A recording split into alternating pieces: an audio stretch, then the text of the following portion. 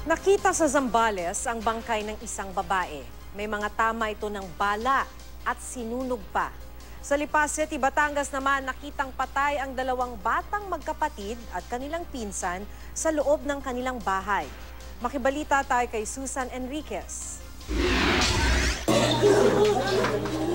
Pagnanakaw ang isa sa mga tinitingnang motibo sa pagpaslang sa tatlong bata sa Lipa City, Batangas kahapon. Patay na nang makita ang magkapatid na Princess at Andre Oliveros, 10 at 7 taong gulang, at pinsan nilang si Joyce Ann Oliveros, 6 na taong gulang, sa kanilang bahay sa San Nicolas Street, Barangay Balintawak kahapon ng umaga. May matindi silang sugat sa ulo na naging sanhi ng kanilang pagkamatay. Lumalabas na binasag ng suspect ang bintana ng bahay para mabuksan ang pinto. Wala ang mga magulang ng mga bata sa bahay at iniwan din daw sila ng kanilang lola. Bandang 1:30 ng madaling araw para magtinda sa palengke. Natagpuan sa lugar ang isang basag na bote ng soft drink.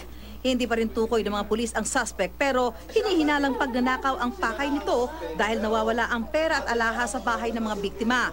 Bubuo na ng task force ang Lipa City PNP para tumutok sa kaso. Tinutugis na rin ng mga otoridad ang suspect sa pagpatay sa amuni asset ng pulisya sa Barangay Peña Francia, Naga City sa Camarines Sur. Dumating daw ang dalawang suspect sa tindahan ng biktimang kinilalang si Aurora Nate, 62 taong gulang. Bigla na lang siyang pinagbabaril at nadamay rin at nasugatan ang isang lalaki at isang menor de edad na babaeng nakaupo lang sa labas ng tindahan.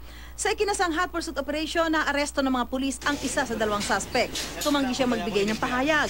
Tinitingnan ng mga otoridad kung may kaugnayan sa iligal na droga ang insidente.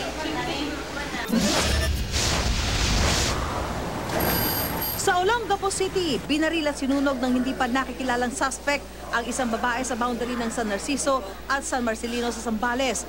Natagpuan ng biktima sa ibabaw ng dike na may 3 tama ng 9mm na bala ng baril sa ulo. Ayon sa pulisya, nagtatrabaho sa Amerika ang biktima at nagbabakasyon lang sa Zambales. Hindi ba malinaw ang motibo sa krimen pero may tinutugis na rin suspect ang mga otoridad. Susan Enriquez, GMA News.